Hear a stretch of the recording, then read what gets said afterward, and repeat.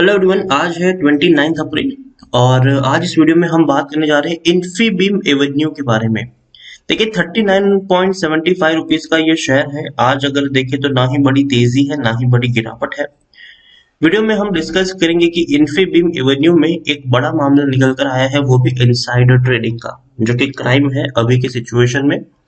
Video में हम ये भी चर्चा करेंगे कि 39 रुपीज का ये शेयर खरीदारी के लिहाज से कितना अट्रैक्टिव है, मौका है यहाँ पर या फिर धोखा है। तो वीडियो को मैं शुरू करूँ उससे पहले अगर आपने अभी तक चैनल को सब्सक्राइब नहीं किया है तो प्लीज अभी इसे सब्सक्राइब कर लीजिए, क्योंकि आगे भी बहुत सारे वीडियोस हैं जो आपको काफी ज्यादा हेल्प करेंगे। उसके साथ साथ अगर आपने अभी तक मेरी टेलीग्राम चैनल को ज्वाइन नहीं किया है तो उसको भी ज्वाइन करना मत भूलिएगा, लिंक आपको डिस्क्रिप्शन में मिल जाएगा। तो बात करते हैं इन्फीबीम एवेन्यू की। 39.75 रुपीज का शेयर है। आज जैसे ही मार्केट खुला था अच्छी रैली यहाँ पर बनी, 41 रुपीज तक पहुंच गया शेयर, लेकिन बाद में धीरे धीरे धीरे धीरे करके अभी ये नीचे की तरफ जा रहा है। एक महीने में देखें तो लगातार ये शेयर नीचे की तरफ टूटा है। 47 रुपीज से लगातार आप देखिए नीचे की तरफ जा रहा है ये शेयर। 39.75 पिछले एक महीने का लो है ये। एक साल की बात करें तो पिछले एक साल में इन्फीबीम एवेन्यू में अच्छी खासी रैली हमें देखने को मिली थी। 21 रुपए का शेयर था, तेजी आई गिरावट आई, तेजी आई गिरावट आई, तेजी आई, ठीक है। 54 रुपीज तक शेयर पहुंचा, उसके बाद गिरावट हमें देखने को मिली। देखिए 54 तक शेयर पहुंचा था तब ये 100 रुपए से ऊपर था, लेकिन बाद में शेयर स्प्लिट हुआ था, तो इसीलिए अगर आपके पास 10 शेयर थे तो आपको 20 शेयर मिल गए, और इसलिए शेयर आपको आपको जो प्राइसेस है वो सारे के सारे आधे रेंज में देखने को मिल रहे हैं अभी की सिचुएशन में। लेकिन अच्छी रैली थी, लेकिन अब गिरावट आई है, और इस गिरावट में मौके है कि नहीं, वो भैया सबसे बड़ा सवाल है। यहाँ पर अगर हम देखने की कोशिश करें तो इन्फीबीम वो कंपनी है जो कभी अच्छे खासे प्राइस पे ट्रेड हुआ करती थी। 119 रुपए तक का हाईज इसने बनाया था। देखिए बड़ी तेजी थी, लेकिन सडन यहाँ पर गिरावट आई। लंबे समय तक ये एक ही प्राइस रेंज में अटका रहा। फिर बाद में कोरोना में ये भी शेयर में गिरावट आई थी और 13 रुपए तक शेयर पहुंचा था। बाद में बड़ी रैली बनी, बाद में स्प्लिट हुआ और गिरावट आई, और वो गिरावट अभी भी चल रही है। यहाँ पर मिड कैप शेयर है ये, 5,318 करोड़ के आसपास का मार्केट कैप है। एनएससी में देखा जाए तो सिर्फ 3 लाख का ही वॉल्यूम ट्रेड है, कोई बड़ी क्वांटिटी में यहाँ पर ट्रेडिंग नहीं हो रही है। लेकिन अगर हम शेयर होल्डिंग पैटर्न की बात करें तो 31.90% की होल्डिंग प्रमोटर के पास है। हल्की सी बिकवाली प्रमोटर के द्वारा जरूर हुई है। एफआईएस ने भी बिकवाली करी है। 8.47% की होल्डिंग 6.07% के आसपास है। म्यूचुअल फंड और इंश्योरेंस कंपनी ने यहाँ पर अभी के लिए हाथ नहीं डाला है। यहाँ पर अगर हम बात करें तो इंडिविजुअल इन्वेस्टर होल्डिंग 44.11% है, और हाईएस्ट पब्लिक शेयर में विश्वास अंबालाल पटेल है 11.51% की होल्डिंग के साथ। डिविडेंड भी 10% का इसने पे किया था, लेकिन कब किया था? 2019 में। 2020 में कोई डिविडेंड पे नहीं किया है। जो बड़ी खबर निकल कर आई है इन्फीबीम में वो यही है कि सेबी ने 3 लोगों को बैन किया है इन्फीबीम एवेन्यू में इनसाइडर ट्रेडिंग के मामले में। यहाँ पर देखिए इनसाइडर ट्रेडिंग हम सबको पता है कि क्या है, क्योंकि पहले कंपनी में क्या डेवलपमेंट होने वाले हैं उसकी खबरें ये लोग लेते हैं कंपनी के मैनेजमेंट से या फिर कंपनी के किसी अंदर के आदमी से, और उसके हिसाब से ट्रेडिंग की जाती है और उससे मुनाफा कमाया जाता है। तो वो होती है इनसाइडर ट्रेडिंग, सिंपल भाषा में। आप देखिए the entity facing ban are Shah Dhiren Mahendra Kumar, Ami Dhiren Shah and Alfiance fin finance limited according to the final order pass. यहाँ पर अगर हम बात करने की कोशिश करें तो they have been restrained from buying, selling और otherwise dealing in securities of directly और indirectly manner for the 2 years। मतलब 2 साल के लिए इनको बैन किया गया कि भैया 2 साल के लिए आप ना ही कोई शेयर खरीद सकते हैं, ना ही कोई बेच सकते हैं, और ना ही कोई और डीलिंग आप कर सकते हैं। यहाँ पर और बैन के साथ साथ इनके ऊपर 15 लाख रुपए का जुर्माना भी लगाया गया है सेबी के द्वारा। अब यहाँ पर हुआ क्या है कि in further set amount 2.61 crore that been kept as fixed deposit by entity with SEBI. उसके अलावा सेबी की ने क्या किया कि 2.61 करोड़ इन्होंने फिक्स्ड डिपॉजिट के तौर पर रख लिए हैं इन एंटिटीज से। इतना ही नहीं, अगर हम यहाँ पर देखने की कोशिश करें तो हुआ क्या था यहाँ पर, तो देखिए ड्यूरिंग यूपीएसआई पीरियड, मतलब जब ये स्प्लिट होने वाली बातचीत थी, Dhiren group has bot 8.32 lakh share जिसकी कीमत थी 81.29 करोड़ रुपीस। उसमें से 3 लाख शेयर इन्होंने बेच दिए 30 करोड़ के आसपास की कीमत में। During post UPI period the group sold 2.55 lakh share worth 32.98 crore. मतलब यही था, ये जो मैनेजमेंट को पता था। और मैनेजमेंट, अब यहाँ पर अगर हम बात करें तो कैसे इनको पता चला। देखिए, the three entities were found to be connected. ये जो तीन लोग एंटिटी, जो तीन लोग हैं वो कनेक्टेड है प्रमोटर्स, डायरेक्टर और की मैनेजमेंट पर्सनल के साथ।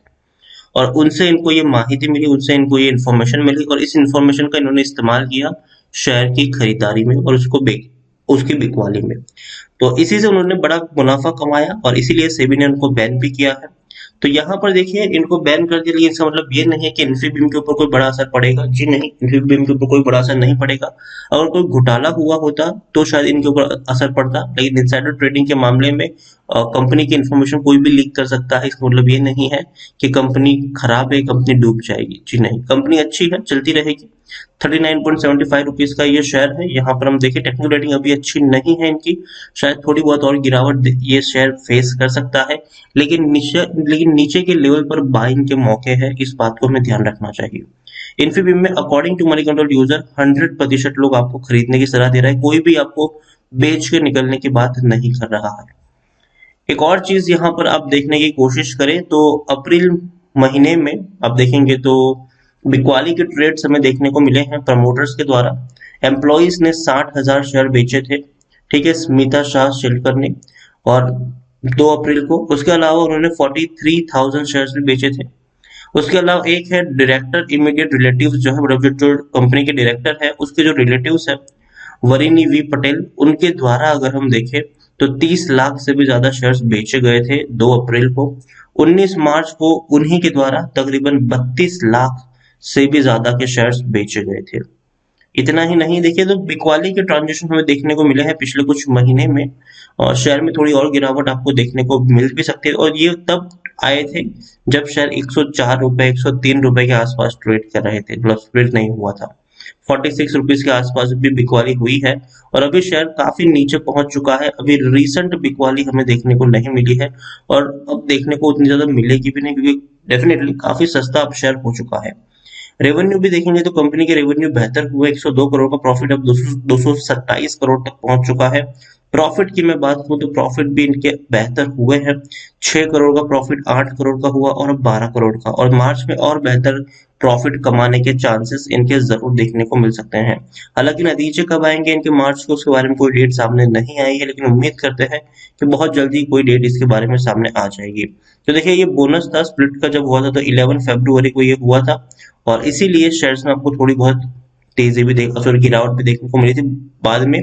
डिविडेंड की मैं बात करूं तो डिविडेंड पेइंग शेयर था 2018 और 2019 में। 2020 में डिविडेंड पे अभी तक इन्होंने नहीं किया है। एक अच्छी चीज मुझे इस कंपनी की लगी है वो ये है कि कंपनी की बात अगर हम करें तो प्रमोटर के जो गिरवी शेयर्स थे, पहले 7.5% की होल्डिंग जो थी प्रमोटर की वो गिरवी थी। अब धीरे धीरे आप देखिए दिसंबर 2020 तक भी प्रमोटर की होल्डिंग 7.53% की जो होल्डिंग थी प्रमोटर की वो गिरवी थी। अब वो 1.77% यही होल्डिंग गिरवी है, मतलब प्रमोटर ने अपने गिरवी रखे हुए शेयर्स को छुड़ा लिया है। तो ये एक बहुत ही अच्छी चीज है, पॉजिटिव चीज है। और डेफिनेटली इन्फीबीम की मैं बात करूं तो मुझे लगता है कि अब शेयर थोड़ा सा सस्ता हो रहा है। इस लेवल से आप खरीदारी की शुरुआत अब कर सकते हो। मतलब खरीदारी की शुरुआत मतलब अगर 1000 शेयर खरीदने हैं तो पहले 200 खरीदो इस लेवल पर। अगर 1 रुपए शेयर नीचे जाता है तो और 200 क्वांटिटी ऐड करो, फिर वेट करो, अगर 1 रुपए शेयर नीचे जाए तो और 200 क्वांटिटी ऐड करो। इस तरीके से आप यहाँ पर प्ले करिए और कम से कम यहाँ पर 2-3 साल का प्लान लेके चलिए। इन्फीबीम एवेन्यू का जो बिजनेस है वो काफी बेहतर है और लॉन्ग टर्म के चलने वाला बिजनेस है, डिजिटल बिजनेस में कंपनी काम करती है। अगर हम बिजनेस की बात करें तो ये इनकी वेबसाइट है। कंपनी जो हम ट्रांजेक्शन करते हैं डिजिटल पेमेंट की, जो ट्रांजेक्शन होते हैं उसको कंपनी मैनेज करती है। आप अगर पेटीएम से कुछ पे करते हो तो आपको सीसी एवेन्यू ये इन्हीं का है। बिल एवेन्यू मतलब कुछ भी जो पेमेंट करते हो, ठीक है, चाहे किसी ऐप के थ्रू हो, किसके भी थ्रू हो, बैंकिंग के भी थ्रू हो, तो देखो बीच में एक मिडल मैन होता है जो इस ट्रांजेक्शन को एग्जीक्यूट करने का काम करता है और उसी के तौर पर ये काम करती है इन्फीबीम। तो देखिए, आने वाले समय की रिक्वायरमेंट है ये, और डेफिनेटली इनके अगर हम बात करने जाए तो बड़े क्लाइंट्स हैं और कंपनी सिर्फ इंडिया में ही नहीं, इंडिया के बाहर भी काम करती है। इसमें कि यूएसए और यूएई में भी कंपनी काम करती है और वहां पर भी कंपनी अपनी सर्विसेज को प्रोवाइड करवाती है। तो नजर रखें इन शेयर के ऊपर, और जैसे कि मैंने कहा कि टुकड़ों में खरीदारी करने की शुरुआत कर सकते हैं। वीडियो को यहीं पे एंड करूंगा, पसंद आए तो लाइक और शेयर करें। चैनल पर अगर पहली बार आए तो प्लीज सब्सक्राइब करें, और इन्फीबीम एवेन्यू के बारे में आप क्या सोचते हैं वो भी आप मुझे कमेंट में लिखकर बता सकते हैं। Thank you.